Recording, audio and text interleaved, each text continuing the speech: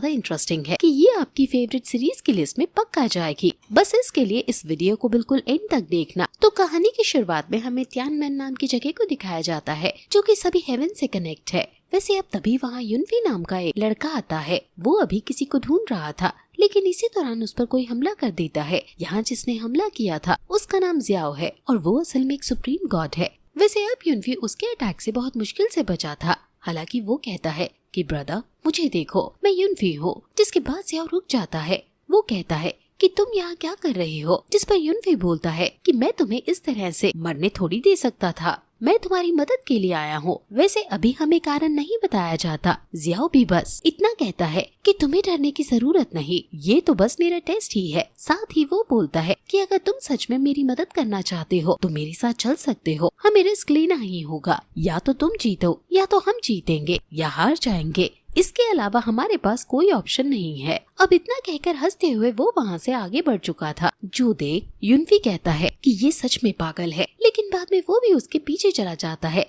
वैसे अब यहाँ से सीन चेंज होकर सीधा धरती पर बसे लिंग्यू सेक्ट पर आ जाता है, जहाँ पर हम देखते हैं कि अभी कुछ डिसाइपल्स मिलकर एक जूनियर डिसाइपल को परेशान कर रहे थे। असल में इन्हें जो जगह रहने के लिए दी गई है वो वहाँ अंदर जाने की कोशिश कर रहा था, लेकिन वही खड़ा लियू हैन अपने साथियों के साथ उसे रोक लेता है और उसे जाने नहीं देता। अब इतने में ही अचानक अंदर की तरफ से वो लोग एक लड़के को बाहर फेंकते हैं। यही इसी कहानी का मेन कैरेक्टर जियाओ शन है, पर हम इसे सिर्फ शन ही कहेंगे। वैसे उनके बिहेवियर पर शन कहता है हम शांति से भी बात कर सकते थे, पर उसी दौरान उन लड़कों का लीडर लियू फेंग वहाँ बाहर आता है और कहता है कि तुम्हें इस तरह छिपकर हमारे घर में नहीं घुसना चाहिए। मैं इस बार तुम्हें माफ कर रहा हूँ, लेकिन अगली बार ऐसी गलती की तो मैं तुम्हें नहीं छोड़ूंगा। अब तभी शन अपने पास से लियू फेंग का अंडरवियर निकाल कर कहता है कि ठीक है, तो क्या मैं इसे अपने साथ ले जाऊँ? ये देखकर लियू फेंग को बहुत ज्यादा शर्म आती है और वो और उसके साथी यहाँ शन पर हमला कर देते हैं। पर इतने में ही वहाँ एल्डर फेंग जो कि लिंग्यू सेक्ट के ग्रेट एल्डर है वो बाहर आती हैं और कहती हैं कि तुम्हें इस तरह से नहीं लड़ना चाहिए। हालांकि इस चीज का फायदा उठाते हुए शेन वहाँ से भाग गया था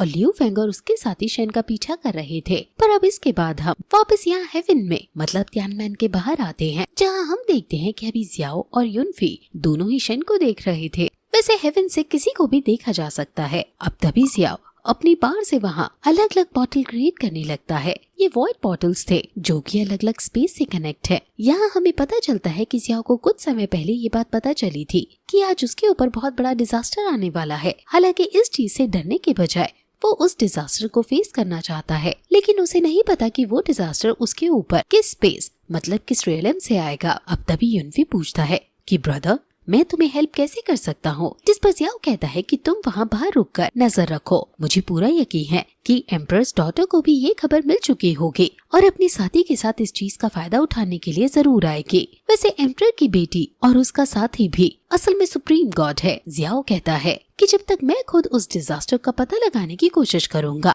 अभी युनफी वहाँ से बाहर चला गया था, जिसके बाद जियाओ हर एक वॉइड पोर्टल से ट्रैवल करते हुए हर रियलम में ढूंढ रहा था कि उसके ऊपर किस तरह का खतरा आने वाला है। अब कुछ देर सभी रियलम में टेलीपोर्ट होने के बाद भी उसे कोई खतरा महसूस नहीं हुआ था, पर तभी उसके ऊपर कोई हमला कर देता है, जिसके बाद वो वापस यहाँ तियानमेन में आता है, जहाँ वो सामने एम्परर की बेटी और दूसरे सुप्रीम गॉड को देखता है। यही वो दो लोग थे जो जियाओ पर हमला करने वाले थे। जियाओ देखता है कि इन्होंने पहले ही युनफी को हरा दिया है। वो यहाँ युनफी को जियाओ की तरफ फेंकते हैं और एम्परर की बेटी बोलती है कि आखिरकार हम मिल ही गए, अब मैं तुम्हें नहीं छोड़ूंगी। इसके बाद उनमें फाइट होना शुरू हो गई थी, जिस दौरान जियाओ पहले उन पर हमला कर उन्हें दूर हटाता है और फिर वहाँ कुछ वॉइड पोर्टल ओपन कर लेता है, जिसके बाद वो वहाँ से चला गया था। हालांकि अब ये लोग भी उसके पीछे वॉइड पोर्टल से आ जाते हैं। यहाँ एम्परर की बेटी बोल रही थी कि क्या तुम हमारे बीच की हर एक बात भूल गए, जिस पर जियाओ कहता है कि अब हम दोनों सुप्रीम गॉड बन चुके हैं, मुझे पहले की वो एक भी बात याद नहीं रखनी।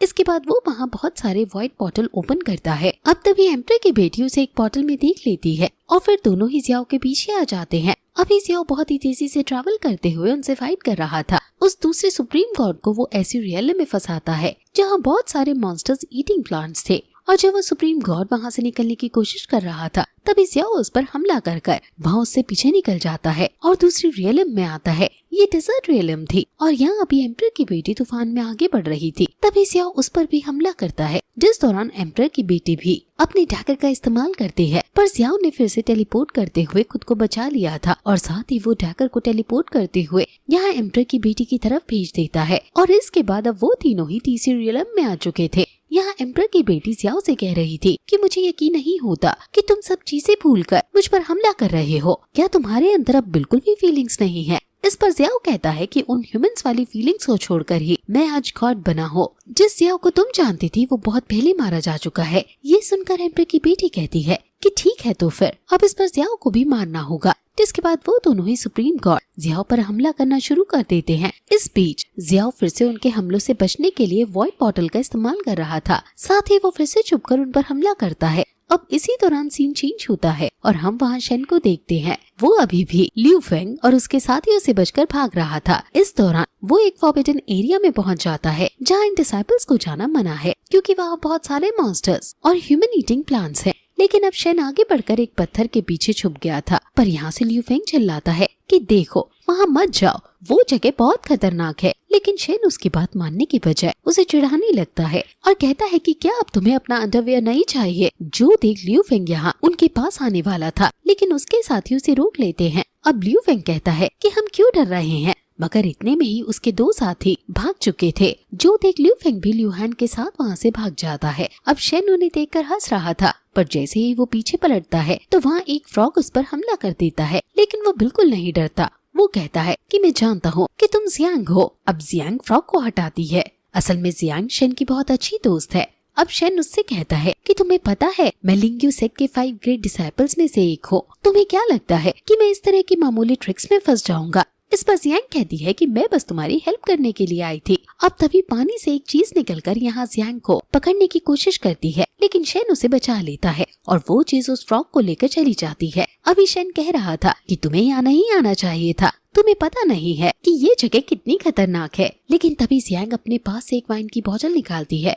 वो कहती है कि शायद तुम भूल गए कि आज कौन सा दिन है। असल में आज शेन का बर्थडे था। इसके बाद वो दोनों ही वहाँ से स्टोन माउंटेन पेविलियन में आ जाते हैं जहाँ शेन रहता है। अभी वो पेविलियन में आ जाते हैं जहाँ शेन रहता है। अभी वो वाइन बोतल पीते हुए कह रहा था कि हर साल तुम्हें और मास्टर को ही मेरा बर्थडे याद रहता है, लेकिन अब मास्टर को किसी ने पॉइजन दे दिया है, इसलिए उनकी हालत खराब है। यहाँ शेन ने मास्टर का नाम नहीं लिया था, इस वजह से हमें ये तो पता नहीं चलता कि वो कौन मास्टर है। पर शेन कहता है कि उनके बाद एल्डर फेंग को ही हमारा इंचार्ज बना दिया गया था, लेकिन मैं हार नहीं मानूंगा, मैं उसका पता लगाकर ही रहूंगा जिसने मास्टर को पॉइजन दिया है। हम इन्वेस्टिगेट करेंगे। इस पर जियांग कहती है कि कहीं ये खतरनाक तो नहीं होगा। पर शेन बोलता है कि तुम चिंता मत करो, मैं तुम्हें प्रोटेक्ट करूंगा। अब इसके बाद वो दोनों क्लोज आने लगे थे, लेकिन उसी दौरान शेन को महसूस होता है और वो जियांग से वहाँ से जाने को कहता है। अब जियांग चली जाती है तो शेन उस जगह से बाहर निकल कर आता है। यहाँ कुछ ही दूर पर वो एल्डर फेंग को किसी से बात करता हुआ दिखता है। वो जिससे बात कर रहे थे उसका नाम वो है। साथ ही यहाँ पर लियू फेंग और लियू हान भी खड़े हुए थे और उनकी बातें सुन रहे थे। अभी एल्डर फेंग और वो में बात चल रही है कि इन्होंने मास्टर दुआन को जो पॉइजन दिया था उसके बाद भी मास्टर दुआन नहीं मरे। असल में मास्टर दुआन लिंग्यू सेक के लीडर है और शेन ही मास्टर की बात कर रहा था। अभी यहाँ वो नाम का आदमी बोलता है कि लीडर की बॉडी में पॉइजन फैला हुआ है, जिस चीज का फायदा दूसरे सेक वाले उठाएंगे। मैं बस ये सोच रहा हूँ कि वो सेक कौन सा होगा जो पहले यहाँ पर हमला करेगा। अभी शेन उनकी ये सारी बातें सुनकर बहुत ज्यादा हैरान था। वैसे तभी वो कहता है कि मास्टर दुआन के मरने के बाद तुम यहाँ के लीडर बनोगे। जो सुनते हुए एल्डर फेंग तुरंत अपने घुटनों पर आकर उसे थैंक्स कहने लगते हैं। वो बोलता है कि क्या तुम्हारे सेक में जियांग नाम की कोई लड़की है? जो सुनकर एल्डर फेंग कहते हैं कि हाँ है, लेकिन वो तो नॉर्मल डिसाइपल है। लेकिन वो कहता है कि नहीं, उसे नॉर्मल मत समझो, उसी की वजह से सारे सेक यहाँ पर आने वाले हैं। उसके पास हेवनली स्पिरिचुअल बॉडी है जो कि कोई मामूली बात नहीं है। ये सुनकर वहाँ शेन एकदम से इतना हैरान होता है कि उसके कदम पीछे पड़ता किसी क्रीचर पर पड़ जाता है। अब क्रीचर आवाज निकालता है और यहाँ इन लोगों को पता चल जाता है, जिसके बाद वो तुरंत शेन पर हमला करता है। लेकिन इतने में शेन भाग चुका था, जिस वजह से एल्डर फेंग लियू फेंग को शेन का पीछा करने को कहते हैं। वो कहते हैं कि उसे जान से मार दो जिससे हमारी बातें किसी को न पता चले। अब शेन वहाँ से भागते हुए एक पेड़ के पीछे छुप गया था, लेकिन तभी वो सामने से जियांग को जाता हुआ नोटिस करता है। वो सोचता है कि कहीं ये जियांग को न देख ले, इसलिए अब वो वहाँ बाहर आकर उन्हें आवाज लगाकर दूसरी डायरेक्शन में भागता है। अभी जियांग ने भी उन्हें देख लिया था और वो डर गई थी। वो सोचती है कि वो क्या करे, लेकिन वो फिर फैसला करती है कि वो मास्टर दुआन को बुलाकर लाएगी। इसके बाद यहाँ से सीन चेंज होता है और दूसरी तरफ हम जियाओ और बाकी उन दो सुप्रीम गॉड्स को देखते हैं। अभी यहाँ उन तीनों की खतरनाक लड़ाई चल रही थी। इस लड़ाई में जियाओ उन दोनों पर भारी पड़ रहा था। वो उन्हें पीटते हुए एक जगह पर लाता है और इसके बाद अपनी special technique 9 suns killing heaven का यूज करता है। इस टेक्निक से उन दोनों की सुप्रीम गॉड की हालत खराब हो चुकी थी, उनके मुंह से खून निकल रहा था। अब जियाओ उनके सामने आकर कहता है कि तुम कितने कमजोर हो, लेकिन फिर भी मुझसे फाइट करने आए। जिसके बाद वो यहाँ थंडर लाइटनिंग से फिर से उन पर हमला करता है। धीरे धीरे ये दोनों लगभग मारे जाने वाले थे, पर इतने में ही जियाओ रुक जाता है। इसका कारण ये था कि किसी ने पीछे से उन पर हमला किया था। उसे पता चलता है कि ये हमला युनवी ने किया है। युनवी कहता है कि मुझे माफ करना, लेकिन मैं हमेशा तो तुम्हारे नीचे रहकर काम नहीं कर सकता ना। और इसके बाद वो चाकू को निकालता है। अभी जियाओ मरने वाला था। मरते वक्त वो अपने स्पिरिचुअल रियलम में आता है। वो कहता है कि बस मुझसे यही गलती हो गई कि मैंने किसी और पर भरोसा कर लिया। तभी उसकी बची हुई पार से अपने आप ही एक वॉइड पोर्टल ओपन होता है, जिसके थ्रू वो शेन को देख पा रहा था। अभी वहाँ लियू हान और लियू फेंग शेन को बहुत बुरी तरह से पीट रहे थे। वो उसे नीचे गिराते हैं और अब वो उसे जान से मारने वाले थे। लेकिन उसी समय जियाओ शेन की बॉडी में जाने का फैसला करता है, क्योंकि अब वो अपनी बॉडी में नहीं रह सकता। जब लियू फेंग अपनी तलवार यहाँ शेन को मार रहा था, उसी दौरान जियाओ की सोल शेन की बॉडी में आती है, जिसके बाद शेन के अंदर से गोल्डन एनर्जी निकलती है और वो खड़ा हो जाता है। लेकिन अभी भी लियू हान और लियू फेंग डरे नहीं थे। वो फिर से हमला करने वाले थे, पर उसी समय जियाओ की एनर्जी बहुत ही तेजी से शेन की बॉडी से रिलीज होती है। दूसरी तरफ वहाँ मास्टर दुआन और कुछ साथी डिसाइपल्स को लेकर आ गई थी। वो दूर से उस एनर्जी को निकलते हुए देखते हैं। अभी मास्टर दुआन को भी कुछ समझ नहीं आ रहा था। वो भी बहुत हैरान थे। वैसे अब जब वो यहाँ पहुंचते हैं तो शेन को नीचे पड़ा हुआ देखते हैं। अभी ल्यू फेंग और ल्यू हैन भी वहाँ से भाग गए थे क्योंकि उन्होंने मास्टर द्वान के आने की आवाज सुनी थी। अभी सियान को शेन की बहुत चिंता होती है पर वो साथी डिसाइपल्स मिलकर शेन को उठा लेते हैं और अपने साथ मास्टर द्वान के घर ले जाने लगते हैं। इसके बाद हमें सियाओ को दिखाया जाता है जिसकी सोल शेन की बॉडी में थी। वो कह रहा था कि मैं अपनी सुप्रीम की पोजीशन फिर से लेकर रहूंगा क्योंकि मैं तुम तीनों से बदला लूंगा। वैसे अब तभी वहाँ शेन की सोल आती है। शेन यहाँ सामने उस एनर्जी को देखता है और जैसे ही उसे टच करता है तो उसे सारी चीजें याद आ जाती हैं कि कैसे ल्यू फेंग और ल्यू हैन ने उस पर हमला किया था। तब उस मिस्टीरियस पावरफुल एनर्जी ने ही उसे बचाया था। अब उसी समय वो सामने सियाओ को देखता है। वो तुरंत कहता है कि सीनियर आपने ही मेरी जान बचाई थी, इसके लिए आपका बहुत बहुत शुक्रिया। हालांकि सियाओ बताता है कि उसके पास बहुत सारी सुप्रीम लेवल टेक्निक है लेकिन शेन की बॉडी का लेवल बहुत ज्यादा कम है, इस वजह से वो टेक्निक का यूज नहीं कर सकता। इस चीज के लिए उसे खुद पहले अपनी सोल लेवल और पावर बढ़ानी होगी और सिंपल सी बात है कि वो शेन की बॉडी में है